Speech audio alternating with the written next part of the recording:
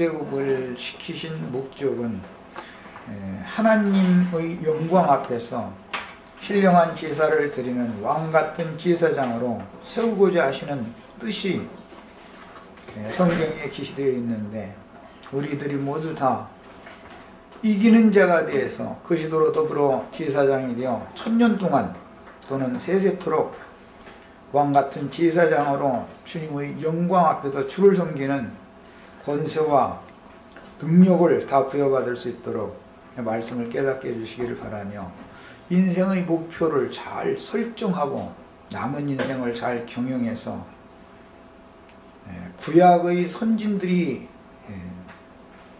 이상을 따라서 달려갔던 믿음의 길을 우리도 끝까지 잘 달릴 수 있도록 격려해 주시고 세워주시기를 주 이름으로 기도합니다. 아멘. 아멘. 이 시간에는 출애굽기 33장 1절에서 6절 말씀을 같이 나눕니다. 여호와께서 모세에게 이르시되, 너는 네가 애굽 땅에서 인도하여 낸 백성과 함께 여기서 떠나서 내가 아브라함과 이삭과 야곱에게 맹세하기를 네 자손에게 주마한 그 땅으로 올라가라. 내가 사자를 네 앞서 보내어 가나안 사람과 아모리 사람과 헷 사람과 그리스 사람과 히위 사람과 여부수 사람을 쫓아내고 너희로 젖과 꿀이 흐르는 땅에 이르게 하려니와 나는 너희와 함께 올라가지 아니하리니 너희는 목이 곧은 백성인즉 내가 중노에서 너희를 진멸할까 염려함이라 하시니, 백성이 이 황송한 말씀을 듣고 슬퍼하여 한 사람도 그 몸을 단장하지 아니하니, 여호와께서 모세에게 이르시기를 이스라엘 자손에게 이르라. 너희는 목이 곧은 백성인즉 내가 순식간이라도 너희 중에 행하면 너희를 진멸하리니 너희는 단장품을 취하라. 그리하면 내가 너에게 어떻게 할 것을 알겠노라 하셨습니다. 이스라엘 자손이 호렙산에서부터 그 단장품을 취하니라.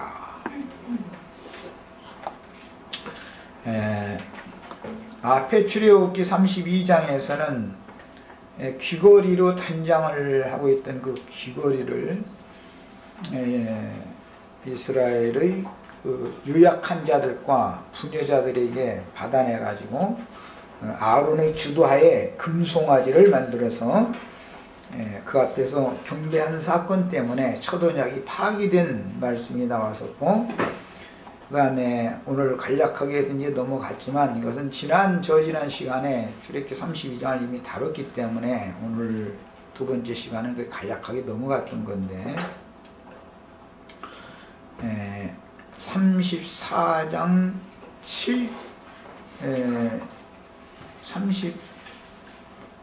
7절을 읽고 다시 와서 32장부터 보겠습니다.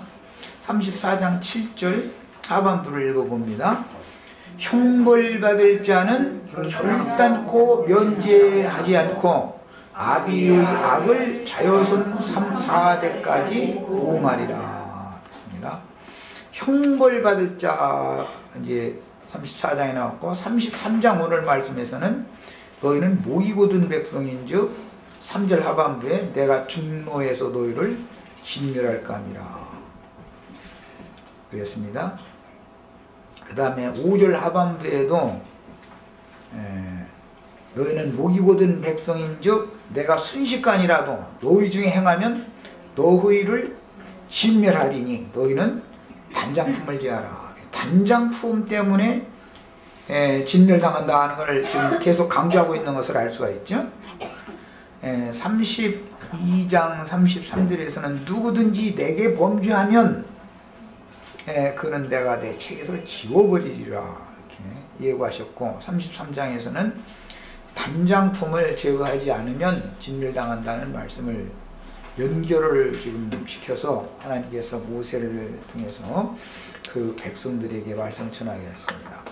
그럼 단장품이다 이렇게 하니까, 이것은 에스겔 28장 같은 데 보면 두로왕이 그 단장품이 있죠. 10가지 보석으로 단장을 했다고 되어 있죠. 10가지 보석으로 단장을 한 자신의 상태를 볼 때 너무 아름다워 보이고 완벽해 보여서 교만해지더라는 거거든요. 32장에 보면 이 백성들이 방자하게 행했다 그랬는데, 이제 다른 데서는 교만이 행했다 같은 이제 언어를 그렇게 표현을 했습니다. 사람이 단장품 때문에 사람이 방자해질 수 있다는 걸 알 수가 있어요. 그러면 뭐 이제 그때 당시는 역사적인 이제 사실을 말한 거니까 무슨 금붙이로 뭐 이제 귀걸이도 만들고 뭐 팔찌 등 뭐 이제 목걸이 등등 뭐 이제 이쁘게 이렇게 금장색을 통해서 뭘 해서 몸에 단장을 한 것은 이건 이제 상징이고, 에스겔서 28장에서 두로왕의 10가지 보석으로 이게 단장을 한 모습은 상징입니다. 이것은 뭔가 천연적인 사람을 돋보이게 하는 자랑거리들을 붙잡고 있다라는 뜻이에요. 이것은 첫째 세상적인 표현으로 쉽게 말하자면은 학문이 뭔가 남보다 좀 학문을 한 것이 좀 많다. 그럼 그것이 이제 사람은 다 자랑거리가 되죠. 지식이라는 것은 잘 쓰면은 유용하지만 잘못 쓰면은 지식은 사람을 교만하게 만들죠.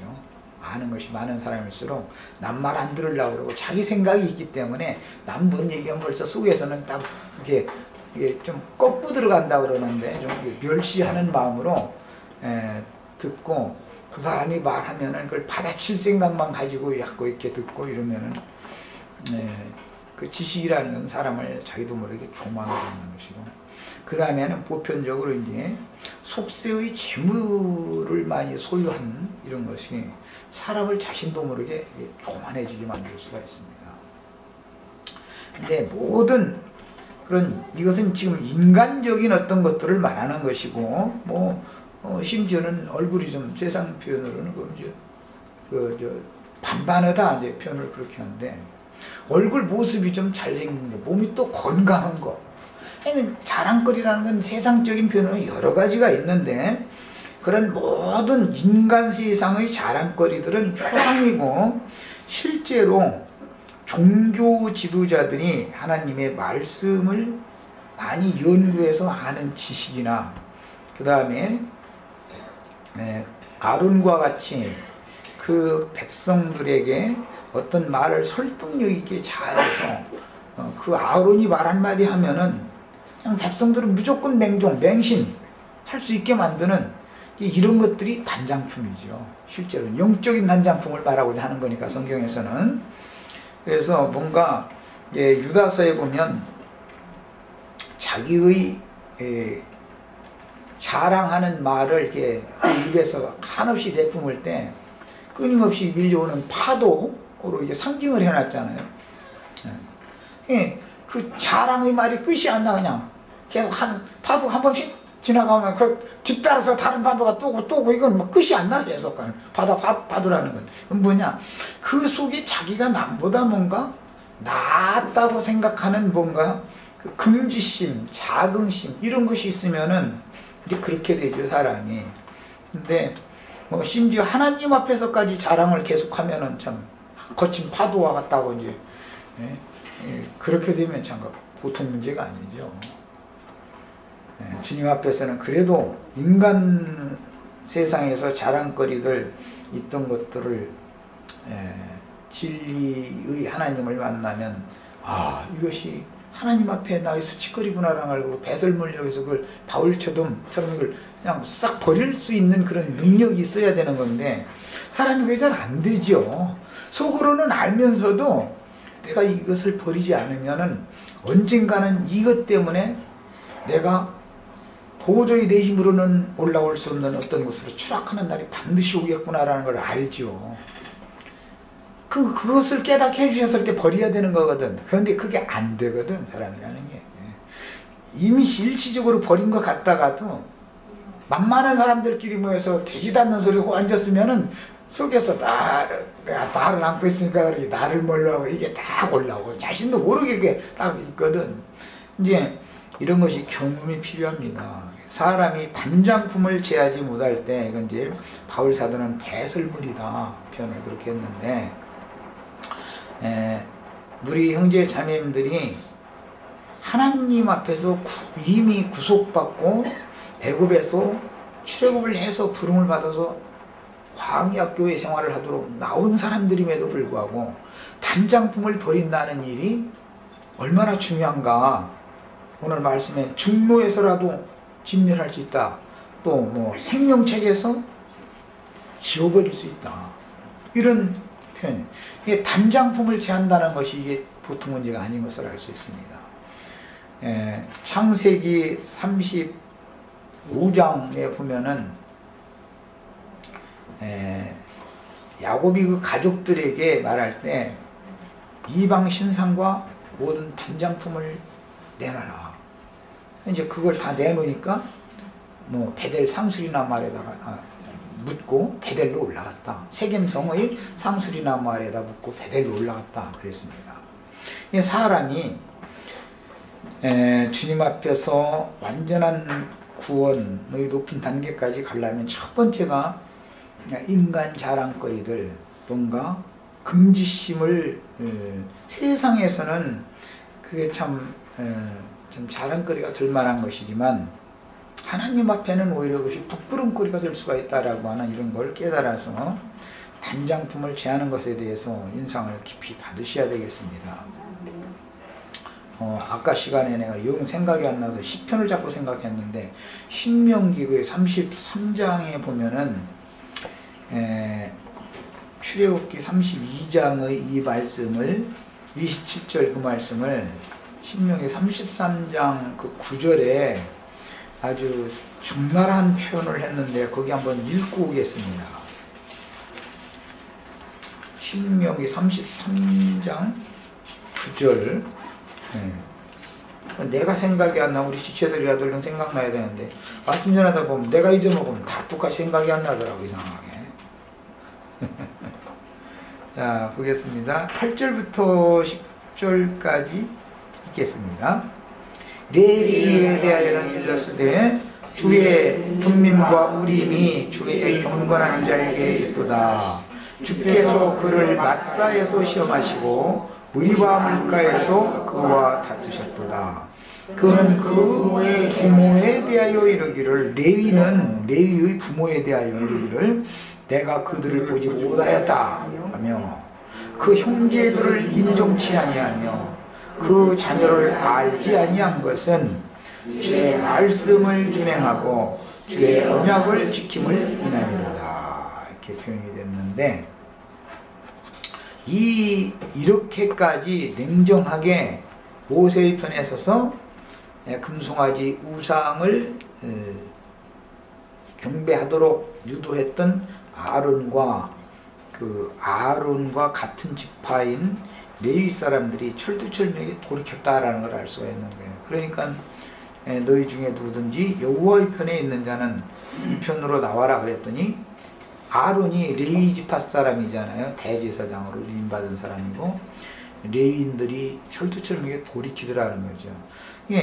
이 금송아지를 숭배하게 하는 사건에 있어서 주동자가 아론입니다. 그럼에도 성경에는 아론을 심판했다는 말이 없죠.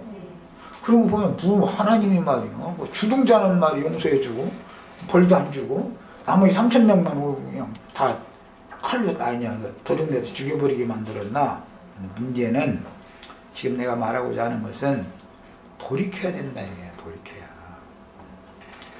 레위는 돌아서더라는 거야. 즉시로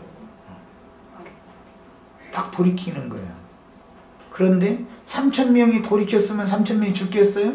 그들은 끝내 돌아서려고 그러지 않았다는 것이죠. 금송아지 우상 숭배를 한 것이 하나님 앞에는 어떠한 큰 죄인지에 대해서 깨달음이 없는 거예요. 깨달음이 없으니까 안 돌아서지요, 사실은. 그러니까 오히려 레위 지파 중에 머리라고 할 수 있는 아론이 주도적으로 이 사건에 연루가 됐음에도 불구하고